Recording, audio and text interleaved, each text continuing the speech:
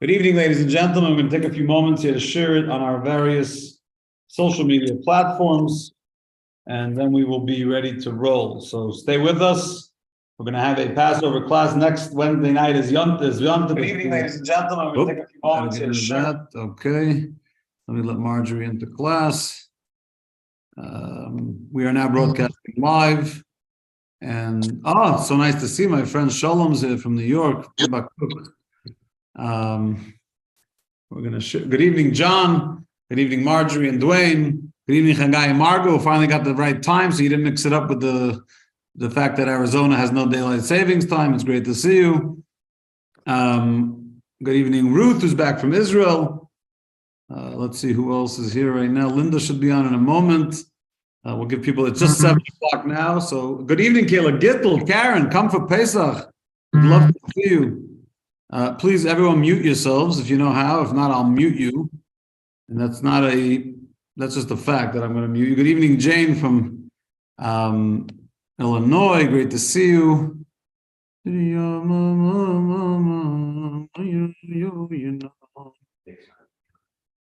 We'll find out. You have all these good questions. If I knew every guy that was going to be on class, I wouldn't be a... Exactly. Or you would be rabbi, but you'd be... Oh, here comes Linda. Let her in. That's... there we go. Share that here. Oh, and James is coming on. Look at that. And one more share, and we are set to go. We're way ahead of the game. We're going to start at 7. Oh, and Margot's back. I guess she got knocked off. He doesn't see you yet. Good evening, Rabbi. Good evening. We're live, Linda. Good to see you, Frank and Linda from Utah. They're Chabad, Cedar City.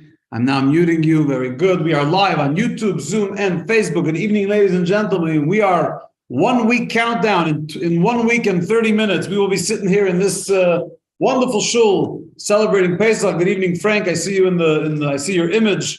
Everyone needs to know that my favorite guy after Linda, my favorite person in Utah. Hello, Frank. We are going to begin, even though it's Parshas Tzav, we're in the book of Leviticus, but being that Pesach is in a week, we're going to study Passover. And so we're going to go to the book of Exodus instead of the book of Leviticus, because it's in Exodus and Shmois that we discuss the Exodus. And I want to read a few verses, and then we're going to sort of analyze it and see where it takes us in the incredible depth of Hasidus, in the way we see ourselves, and the way we see the world, and the way we see salvation and redemption. So right before the Exodus from Egypt, before they left Egypt, God tells Moses and Aaron, they're going to count Rosh Chodesh. It's going to be the months of the Jewish year, beginning with the holiday season of Nisan, the month in which we celebrate Passover. And then he says that every Jew on the 10th of Nisan will take a lamb or a kid to their home, not a kid as in a child, but a kid as in the animal kid. And they will eventually, they'll keep it till the 14th of Nisan. And then it says, you should hold it for inspection until the 14th day of this month. I'm reading from the Life Chumash, chapter 12, verse 6 in Exodus, page 393. So again, you should hold it for inspection until the 14th day of this month. Then the entire congregation of the community of Israel, which is a very interesting language, which we're going to analyze. Hold on, let me let these people in. The entire congregation of the community of Israel shall have it slaughtered in the afternoon. You shall take some of its blood and put it on the 2 doorposts and on the lintel of the houses in which they will be eating from. Then it says, on that night they shall eat the meat. They should eat it roasted over fire, together with the unleavened bread and bitter herbs, the matzah and the maror.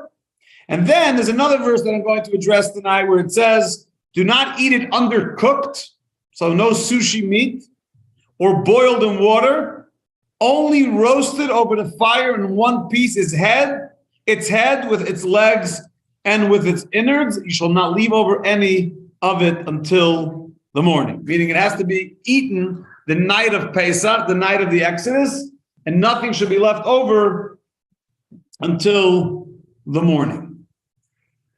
So there's a couple of things I want to address tonight.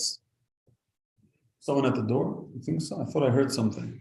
And maybe I'm crazy, but I'm asking Seth to see if someone's at the door. So let's start from something very basic. So it says, right, I want to read those words again, where it says, the entire congregation of the community of Israel shall have it slaughtered in the afternoon. So he says like this. Rashi, the preeminent commentator on Chumash, the French commentator, says there's three things that are mentioned here. Kohol, the congregation, Ada, which is the community, and Yisrael, Israel. So three terms for the Jewish people. So Rashi says, Mikan Amru, from here we are taught, Pischei Tzibur, public Passover communal offerings, Nishchatim B'Shalish Kites, are slaughtered in three different groups, community, congregation, and Israel, Zu Achar Zu, one group after another. So the first thing we need to know is that it's a mass slaughter production. When you have hundreds of thousands of Jews bringing animals to slaughter, it's a big production. They're divided into three groups.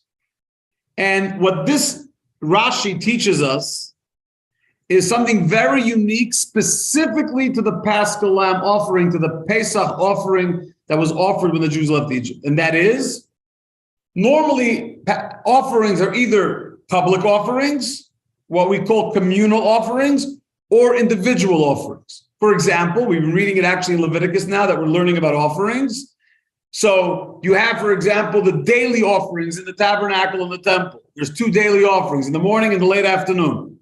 Those offerings are communal offerings. Jewish people chip in money every year for the temple, and with that communal fund, they buy the offerings. And it's when an offering is brought up, those offerings are brought on the altar every day. It's representative of all the community.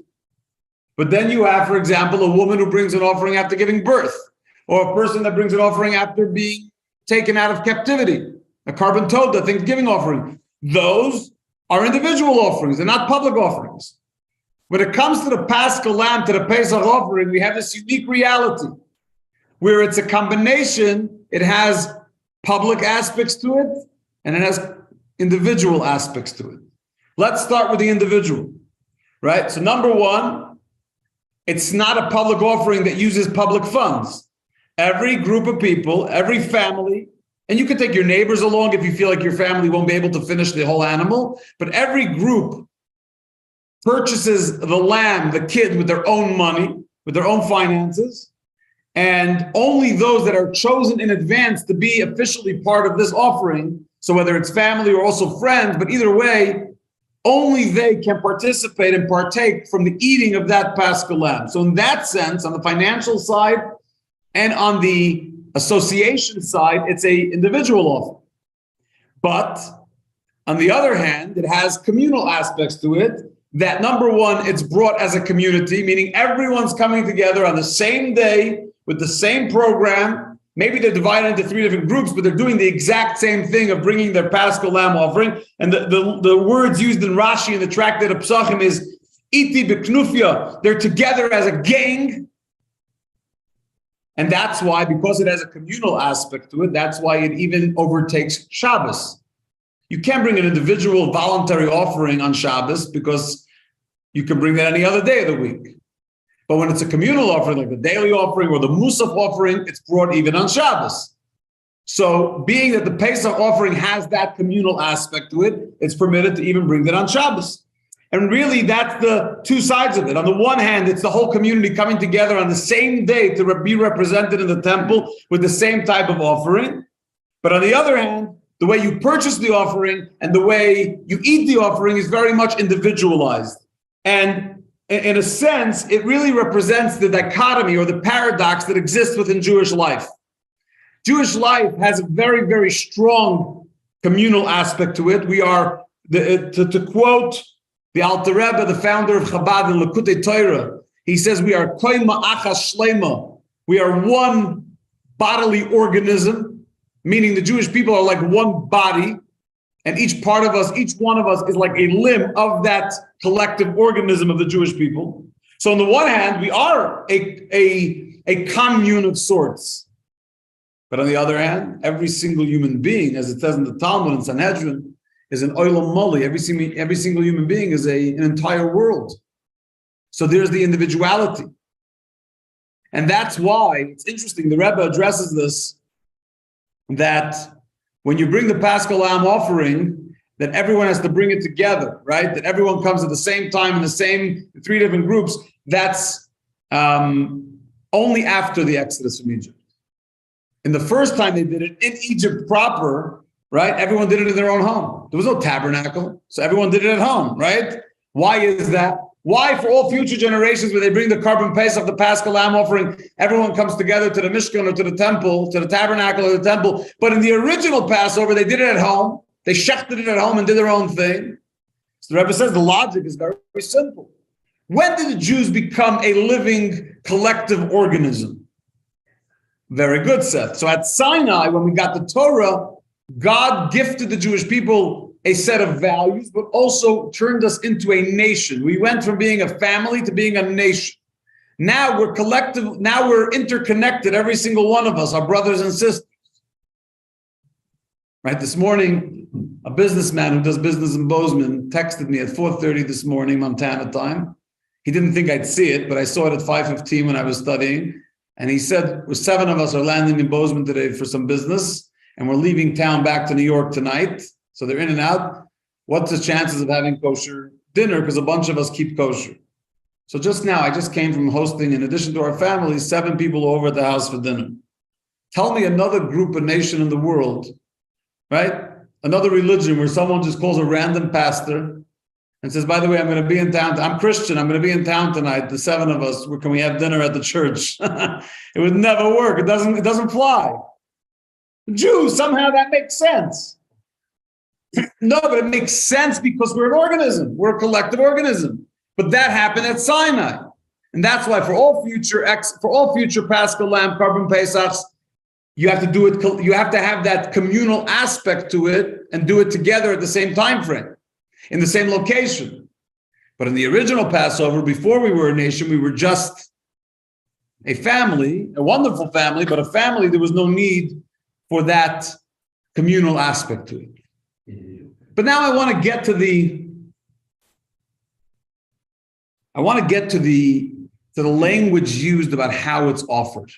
Because unlike any other offering, there's a special, unique way that the Carbon Pesach, the Paschal Lamb, is offered. I want to read that verse again, and then I'm going to delve into it. The verse says, do not eat it undercooked or boiled in water, only roast it over the fire in one piece, its head with its legs and with its innards. So you're doing a massive bar. You ever see how those Mexican, I don't know if they're fiestas where they take their big chazer, their pig, and they roast it, whatever. I don't know the fancy words, Hawaii. The bottom line is it's the whole animal. So the Carbon Pesach, the Paschal Lamb offering, is done in a similar way. The head with the legs and the innards. Why? What's the reason for it? Now, what I'm sharing with you, right, what I'm about to share with you, which I find to be so valuable in the way we live our lives, is something that the Rebbe wrote in a letter, I want to say in the late 1960s. I believe it was the late 1960s. So that was about 12 years BCE, before Chaim's era. And so this is about 12 years before I was born. No, I didn't. I've said it before. You never heard BCE before Chaim's era? No? I always thought that BCE meant there's either CE, we're now in 41 CE, and then there's BCE, anything that happened before. So in this letter, the Rebbe addresses the meaning and the importance of the way the Paschal Lamb was offered, in the sense that the legs and the innards and the head all have to be burned. And I really do think that this is such a valuable teaching in how we as Jews should live our lives and how we should see sort of the dabbling in other ideas that are outside of Judaism. Because, there's a whole segment of Jews who, not by any fault of their own, and not like in a sense of, they're not doing it to mess with Judaism or God, but they dabble. I had, a little dose of Buddhism. I'll try a little bit of this and a little bit of that, and I'll try. So I heard this great thing from here and great there, and they love being Jewish, but they sort of don't realize how the ideas that are out there, so many of them are rooted in foundations that are outside of the realm of Judaism in principle. And Pesach is a good time to do an internal reconciliation and an internal introspection and say, where is my allegiance and where is my devotion? And what the Rebbe says in this letter, the Rebbe writes in this letter is really powerful. It says the spiritual reason for why the Korban Pesach, the Paschal lamb, has to be barbecued as one with its head, its legs, and its innards is because what is the sacrifice? When we sacrifice the Paschal lamb, what does it represent? Why did we do it? The lamb was the idolatry in Egypt, right? Remember, we studied that more than once, that in Egypt, just like in India, they worship cows, in Egypt, they worshiped lambs. So when the Jews needed to escape Egypt, they needed to get out of Mitzrayim, out of the bondage of Egypt, they had to get it out of their soul too. They were so used to the mentality. So the first thing Hashem said to them is we need to totally eradicate the idolatry itself, which is the lamb, and not only eradicate it, but transform it into a sacrifice to God. Pesach hula Hashem, the verse says, it's a Passover offering to God. So you're taking the idolatry and you're creating total transformation where not only are you eradicating the idolatry form, but you're utilizing it in the service of God because God commanded you to do it. And by doing so, you're transforming it. Now, when it comes to idolatry, there's a rule. And you can see this rule in the tractate of Avodah Zarah, which Seth and I had the great honor of learning many years ago. You could see it in the Jerusalem Talmud and Avodah Zarah, the Yerushalmi. It says, right? You shouldn't have even a touch of idolatry. You have to keep away even from a scintilla. You keep away from idolatry. Hold on, don't make your interpretations yet. So there's a foundation in Avodah Zarah that Avodah Zarah makes something prohibited even with a little bit. And in Judaism, if a little drop of milk, what's the rule? If a little bit of milk, one drop of milk falls into a pot of cholent of meat, and if you have 60 times more cholent than the drop of milk, it's batel b'shishim, it's nullified in 60 times more, and therefore it's permitted. And I know rabbis like to say everything's treif, but it's not true. There's incredible amounts of law where God says, the Torah says, that item is so insignificant that it's still kosher. When it comes to idolatry, there's no bittul. There's no nullification. The only way you nullify an idol is you bust it up, you break it down, or in the case of the Pesach offering, you transform it into an offering. So, as minimal as an idolatry accessory may be, it's considered full-on idolatry. It needs to be eradicated. So let's think in temple times. They had all these weird idols, Baal Peor, Markulis. If there was even a little item of that idolatry left, it had to be eradicated. Therefore, when it comes to the Pesach offering, and Pesach, we're becoming a nation. We're beginning a process of leaving Egypt, leaving bondage. We're going to go to Sinai. We're going to get a Torah. We're going to become a nation. To become a nation of God, the first thing that was required of us was to eradicate idolatry from our lives in its entirety. How do you do it in its entirety? You take the entire lamb and you barbecue the entire thing, because that becomes the symbol of your transformation from being a person who gives respect and gives recognition to idolatry to a person who believes in God and recognizes that idols are meaningless. So true, the whole world should and could believe in God. That has nothing to do with idolatry. There is no room for a Jew in idolatry. Actually, there's no real room for non-Jews in idolatry. It's one of the 7 Noahide laws. Idolatry is trade for everybody. To believe that anyone has power outside of God, that has godly power outside, is trade. In Egypt, it was the lamb. In India, it's the cow. In different eras, it was this statue and that statue and this idol and that idol. And for a Jew, there is no room even for a kleine getchkele. You know what that means in Yiddish? A kleine getchkele, even a little idol, a little itty bitty. You know, I was visiting New Delhi and I got this little Buddha and I'm sticking it in my room. Hello, you're Jewish. Doesn't belong there. You know the story with the Jew? I've said this a lot of times, but it's apropos. The Jew who was in a Catholic hospital and he covered over the cross with the shmata. And the nurse came in, the nun came in and said, hey, why would you do that? He said, I figured if it was enough, if there was one Jew suffering in this room. But the truth is that for a Jew, there's no such thing as a little getchkala. When it comes to the laws of Shabbos, we say, do the best you can and try to observe one mitzvah and another mitzvah. When it comes to Sukkot and it comes to Pesach, and when it comes to idolatry, it's like murder, right? You can't say, I'm going to murder you just a little bit. There's three primary, inexcusable, never excusable sins in Judaism: idolatry, adultery, and murder. Those are not a little bit. A little bit is the worst when it comes to those three. So idolatry is treif. And so when the Jews are becoming a nation, the first thing they needed to realize is you can't be all over the map. You can't do a little bit of a getchka, a little bit of an idol, and a little bit of God, a little bit of Pesach, and a touch of Easter. I'm Jewish, but I'm going to try a little bit of this and a little bit of that. No, there's no little bit. There's God, and that's it.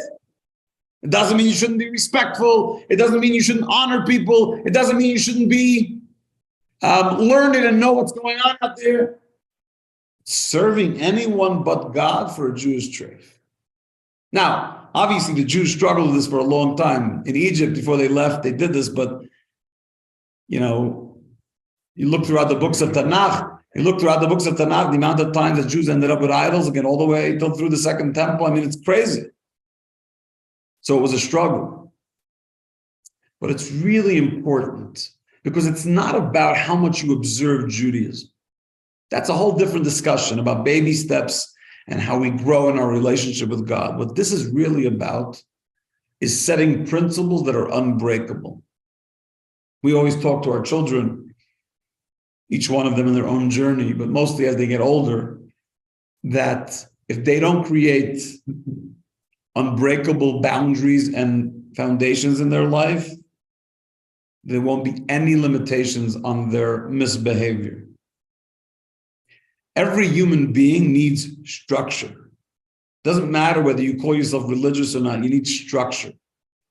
Because if there is no boundaries and what you consider principles that are unbreakable, for one person it's, I'll never not fast on Yom Kippur. Wonderful. I will always fast. It's not breakable. For another, it's Shabbos. For another person, it's Pesach. And for another person, it may be Hanukkah candles. Even though it's not a mitzvah, it's rabbinic, but then no matter what, wherever I'll be, I'll light my Hanukkah candles. But whatever your principles are, they should not be shakeable. They should not be wishy-washy. Because that wishy-washy business is what always takes us off track.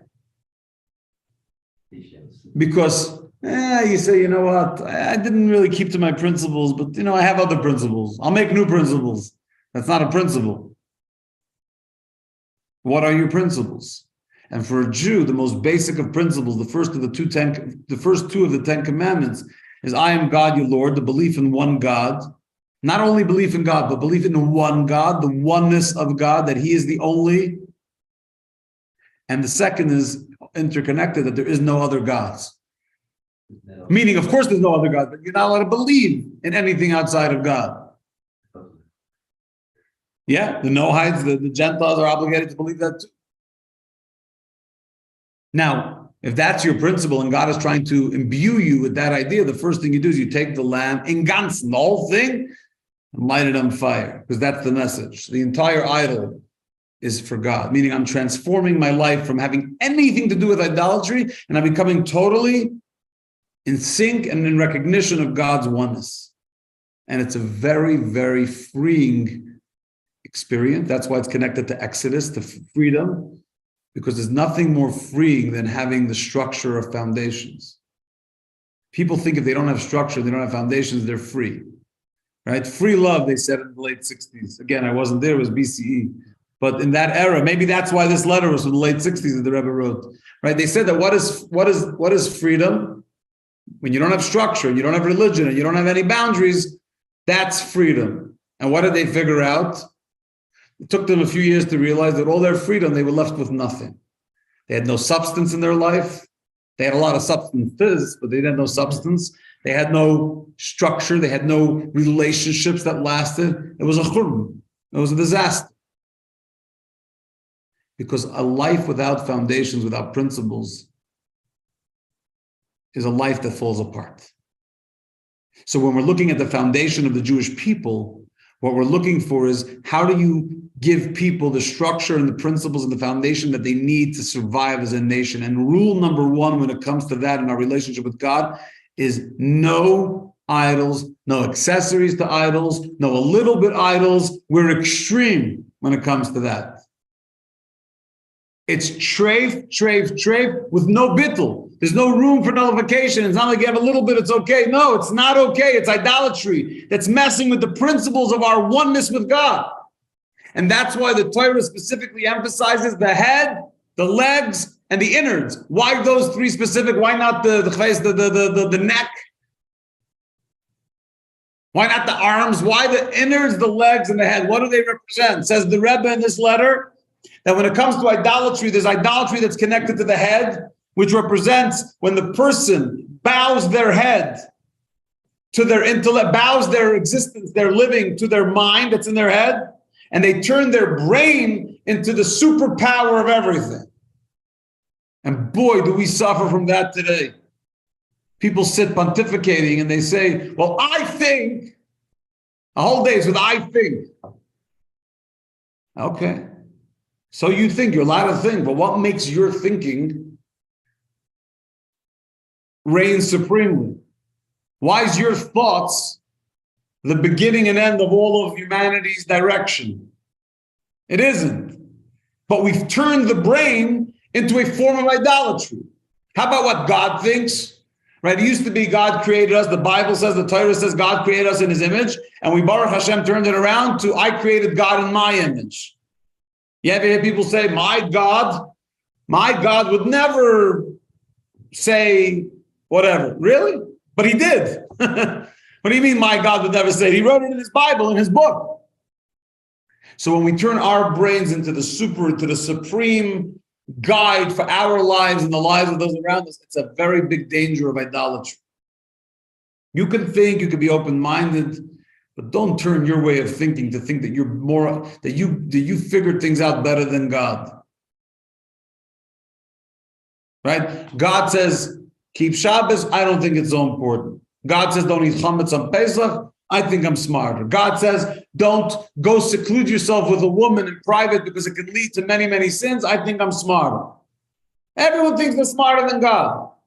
Yeah, I do agree with it, but in this particular scenario, I think it's different. Baba Mises. When God said it, he knew what he was talking about. Now, if you fail at it, which I do all the time, right? We all fail in our relationship with God sometimes. It's okay. But just because you fail doesn't mean you should change God's program. You don't get to do that. He made the program, and he's the only one that gets to change it, not you. So when we turn our roshai, our heads, into the supreme power, the supreme importance, it's a very dangerous form of idolatry. And then there's another form of idolatry, which is connected to our legs, which is that we want to get power. And to get power, we're willing to trample on everyone and everything around us with our legs. We're egomaniacs to the point that we will do anything for the survival of the fittest, and we're going to we'll just run things over if it doesn't fit our agenda and our ego. It's a very, very egocentric form of idolatry. You stand in front of the mirror and you think you're God. You know the story I've said on Rosh Hashanah before about the future son-in-law came to see his father-in-law's business.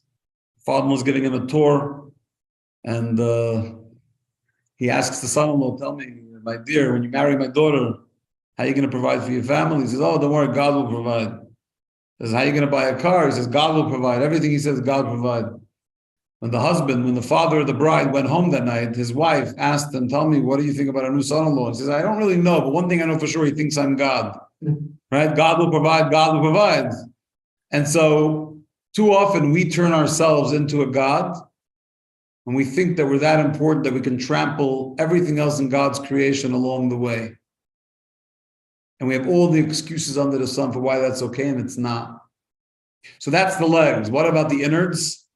The innards are the way we feed ourselves, right? What's the innards? You give yourself food, it sustains you. So when your form of sustenance, right, and your chasing of money to bring yourself sustenance becomes the foundation of everything, and you will not stop at anything in order to, right, no means will be out of the question in order for you to attain the end, which is to make money and be wealthy. That's a form of idolatry, because with the obsession of money, there's not a lot of room. The obsession of making never-ending amounts of money, redifas hamomon, ends up turning you into a person that has no room in their life for God, because you're so busy with your affluence and your, right, the American dreams for success, right? What does it say in the founding? I don't know. I think it's the Declaration of Independence, right? Life, liberty, and pursuit of happiness. And we became really addicted to that. We convinced ourselves that happiness comes through pursuits, but happiness doesn't come from pursuits. Happiness is within. Like Javi always says, having money doesn't hurt. It can help make your life easier. And it's a good thing if used properly, but it doesn't bring you happiness. I know wealthy, miserable people like you've never met before. Truly, they're just unhappy. And I meet poor people or middle-class people who are the happiest souls you'll ever meet. And you could be rich and be happy too, for sure. But the richness and the pursuit of that rich and wealth, that's not what makes you happy. And so when we talk about Pesach, it's truly a time of redemptive spirit, of how we bring ourselves salvation and freedom from the things that bog us down and turn us into slaves. You know what turns us into slaves? All these forms of idolatry. We become enslaved to our money. We become enslaved to our ego. We become enslaved to our brains, our thought process, thinking we're the greatest pontificators on earth. Instead of saying, you know, I'm a pretty smart guy, I love pursuing finances, and I love taking care of my family and myself, but I really owe all my gratitude to Hashem. Because without him, I wouldn't know what freedom looks like. Without the structure of the Torah that he gave us at Sinai, I would still be stuck in an Egypt mentality. But if I stick to the Torah, those unbreakable principles that keep us away from all forms of idolatry, now I will find real happiness. Because happiness comes with the principles and the structure that give us guidance, even when the winds of cuckoo-ness, and that's what I'm going to call it, it's a new bumper sticker, the winds of cuckoo-ness that plague our society. Every day we wake up and some other chacham shows up and has a new invention that they need us to believe. And if we don't, we're miserable and we're bad and we're against you and against, I'm not against anybody. I respect all human beings and I want to treat every human being with dignity and honor. It doesn't mean I have to accept every bubble mice you come up with because your brain decided to take you on a roller coaster of psychedelics. It's not my problem. It's your problem. You should get help for it. And if you decide that your ego is so important to trample on people, I want you to know that that's idolatry. Because God doesn't want you trampling on people, so it's not godly in any way, even if you use religion as the excuse for trampling on people. Linda. And if you are so obsessed with making money that it gets in the way of your relationship with your family and with God and with your spirituality, then your money's not worth anything. If your money's there to help you give tzedakah and change the world and feed people, and then it's an amazing thing. But if you're so obsessed with money that you don't have time for your family, you don't have time for the good things, and you've turned it into a form of idolatry, and the stock market is your new God, and the Federal Reserve is your new prophet, then you're not celebrating freedom, you're not celebrating liberation, you're not celebrating Exodus, you're stuck deep, deep, deep in Egypt. So my blessing to each of you this Pesach with the Rebbe's message in this letter is to find a state of redemption for yourself, a geula pratis. Don't allow yourself to spend the rest of your life in exile, internal exile, obsessed with all the things that don't matter. Find the freedom to find those principles that do matter. Find the freedom to be who you really are at your core, which is the happy individual that is gifted to the world by God without the obsessions of things that don't really matter long term. Until we merit the Karban Sibur, the Paschal Lamb that will also be a collective lamb, because we'll all be united together in our holy, undivided city of Yerushalayim. Not East Jerusalem, West Jerusalem, North Jerusalem, the whole Yerushalayim. Yes, I said it loud, the whole stinking thing. Everyone, every drop of it. With all our fellow brothers and sisters from around the world with the coming of Mashiach Tzidkenu. And as we say in the Kiddush on the Seder, V'noichal Sham, Min Apsachim and Azvachim, we will merit, not in Kiddush, at the end of the Haggadah, we will merit to eat from all the various holiday offerings. So the matzah and the maror will also have the barbecue inside. So it won't just be matzah and maror, we'll have the lamb inside at the Holy Temple in Jerusalem, and the high priest will bring the offerings this Pesach. Next week, not next year in Jerusalem. Next week, in Yerushalayim HaKodesh, where we won't be demonstrating, we'll be celebrating, and we'll be dancing in the streets. All factions of the Jewish people will be dancing in the streets, celebrating the return with Mashiach Tzidkenu. May be speedily in our days, and may we all merit that internal, individual, and collective redemption. And if you don't have matzah for Pesach or a place for a Seder, please message me, and I will do everything in my limited power to get you what you need in this 1 week remaining until the incredible festival of freedom. But Yontif, we will not have class next Wednesday night. In case you did not know, I will be giving class at the Seder. You're welcome to come to Bozeman. It's worth the trip.